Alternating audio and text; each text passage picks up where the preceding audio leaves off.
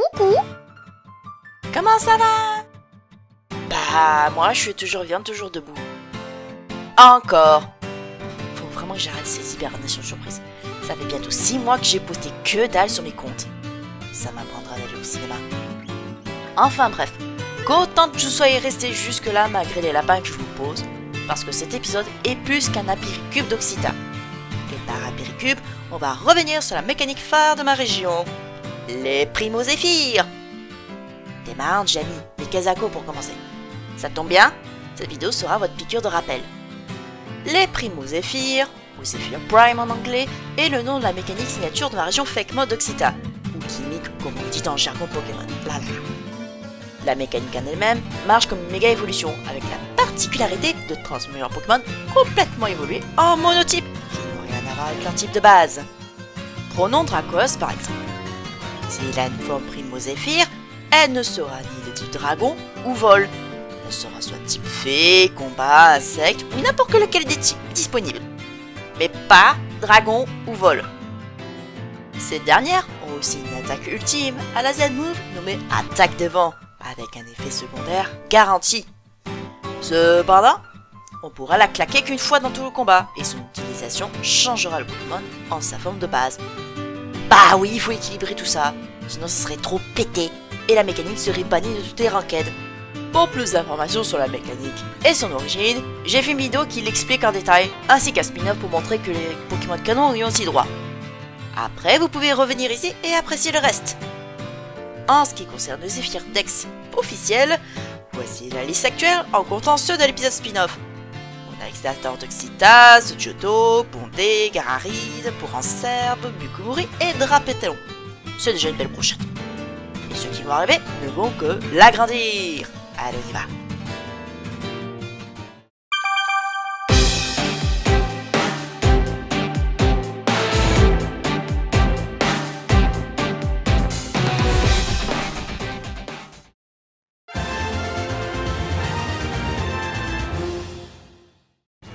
Lui faisait partie du Zephyr Dex dès les premiers jours de sa conception, rien qu'avec son inspi venu d'Astérix et Obélix.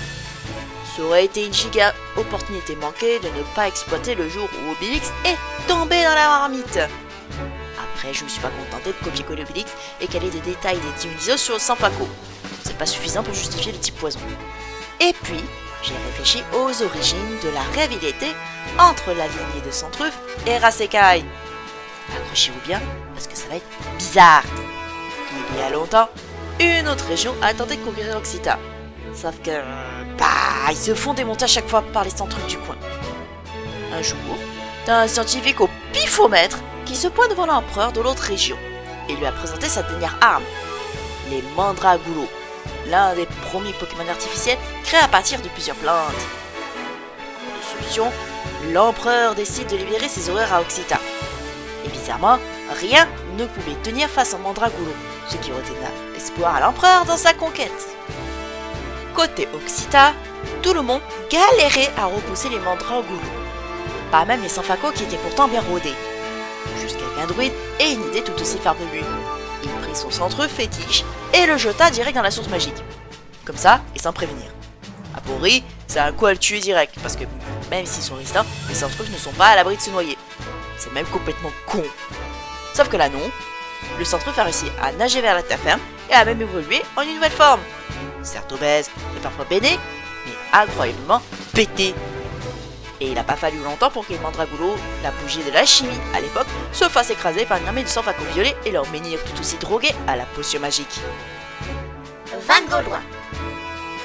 Depuis qu'il est tombé dans une source enchantée, Van Gaulois radie de puissance. Il en est devenu sénile et flemmard. Oui, j'admets. L'histoire est complètement débile. Mais elle colle avec l'aspect Astérix. Faut toujours que le roman se fasse retourner de manière complètement inattendue. Et son attaque des vents en est la preuve. Au-delà d'Astérix et le coup du menhir, son effet secondaire est le plus hasardeux de tous. Soit t'es confus, et c'est celui que tu espères le plus, car tu peux facilement t'en débarrasser. Soit t'es empoisonné, mais c'est pas celui infligé par toxique, donc c'est plus un inconvénient qu'autre chose. Soit t'es paralysé, et là, tu peux faire tes valises et quitter le rankin. Parce que ton Zera Aura Choice Scarf vient de devenir teuteux et croit que l'Ibuto ennemi est allé au Pardus. Merci le coup du menhir.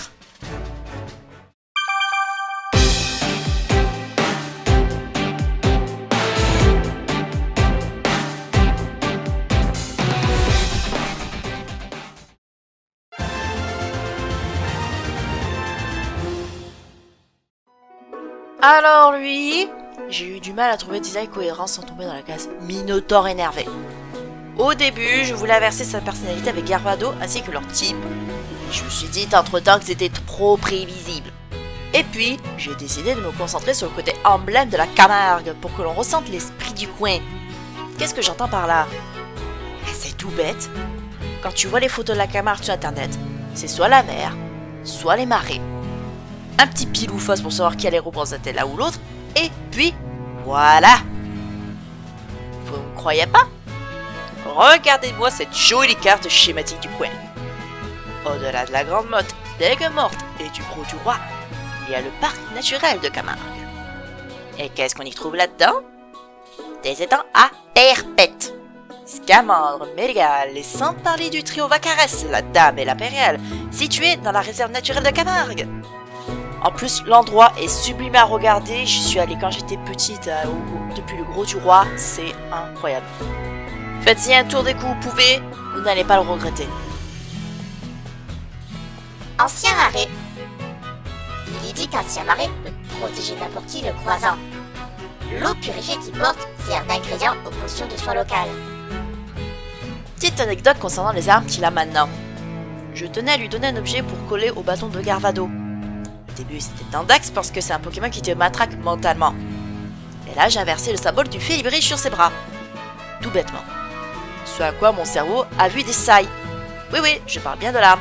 L'arme qui, en recherchant plus, est considérée comme purement défensive. Et en plus de ça, mon cerveau a pris un virage commun vers DreamWorks et m'a rappelé de Kai de Kung Fu Panda, parce que le perso est composé de verre dans son design. Chose que j'ai de suite pioché parce que Fada, c'est une idée de génie. Amusez-vous avec cette image mentale d'ancien marais qui va claquer du légendaire à la caille. C'est cadeau.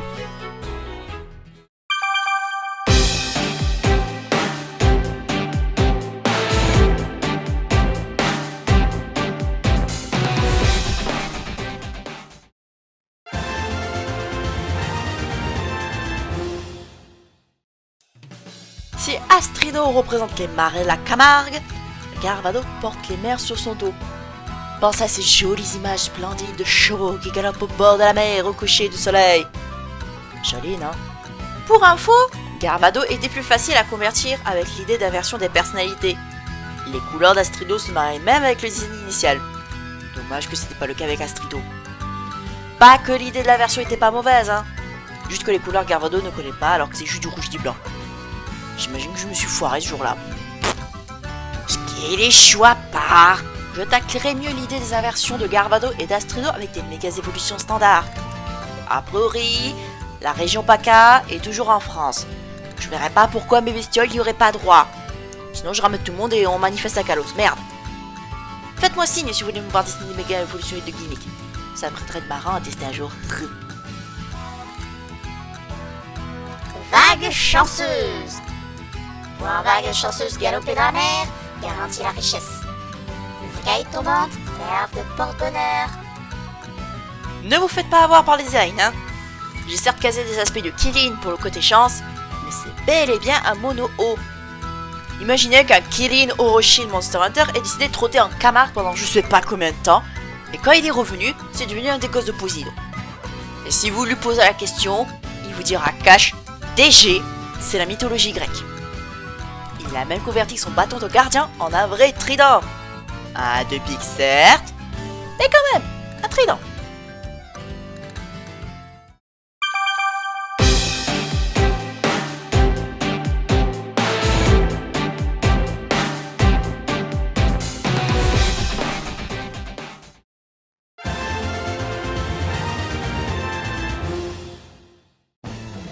Alors lui, j'ai beaucoup jonglé avec notre Oni amoureux du pastis en termes d'idées. Que ça soit le chasseur ou le paysan, un fil rouge était quand même présent. il n'est pas content parce qu'il n'a plus rien pour se bourrer la gueule. Par conséquent, il saccage tout dans le but d'avoir son pastis sacré. Et quand il en trouve, bah ça lui colle à la peau. Et tout ce qui est autour reste collé sur son pastis. Ouais, c'est les ravages de l'alcoolisme.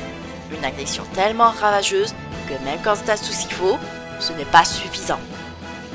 Combiné à la sale réputation des Oni, avec une cuillère à soupe de Tengu, et vous avez un pasteur en vénère qui vous jute sa bouteille de pastis. Pour l'histoire du pastis Kola, c'est ma tentative de recycler le famoso Gosarak de Monster Hunter Rise, ou comme j'aime l'appeler, Oni l'ourson. Ivre collé. Gare à ivre collé quand il quitte sa montagne. Donc il n'a pas trouvé de quoi boire, de saccager toute une région. Le pire c'est que ça marche en plus. Quand t'es mouillé et que tu marches sur le sable, bah ce dernier se colle à ta peau. Ce qui est très casse-pied quand tu aimerais juste boire. Tu m'étonnes que Pasteur est vénère. Il n'a pas demandé de changer en monosol. Je serais un petit peu vénère aussi si chaque fois que je buvais, mon corps se déshydratait aussitôt et utiliserait l'eau comme une colle naturelle. C'est extrêmement compréhensible.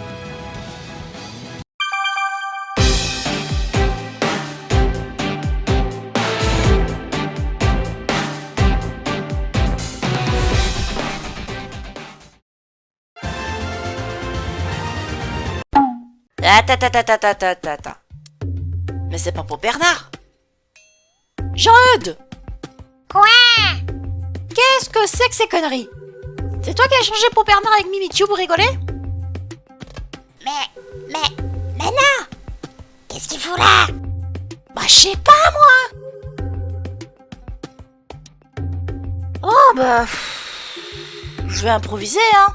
Ouais. Je vais aller chercher pour Bernard. Bah. Blague à part, je tenais à donner Mimikyu une forme Primozéphir.